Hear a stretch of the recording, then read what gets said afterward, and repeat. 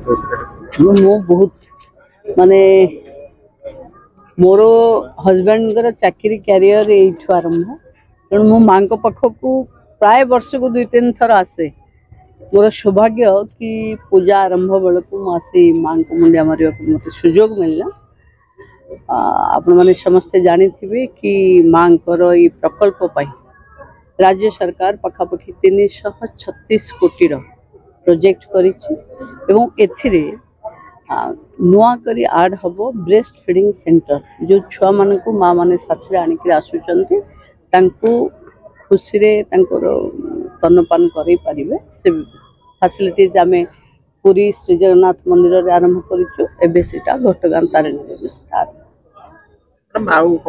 दुर्गा पूजा कौन राज्यवासी नुआ किछि देखो माँ समस्त को आशीर्वाद करंतु माँ घंट घोड़े रखंतु माँ संकट हारिणी जे तारिणी ना स्मरण करे तार संकट दूर हुए।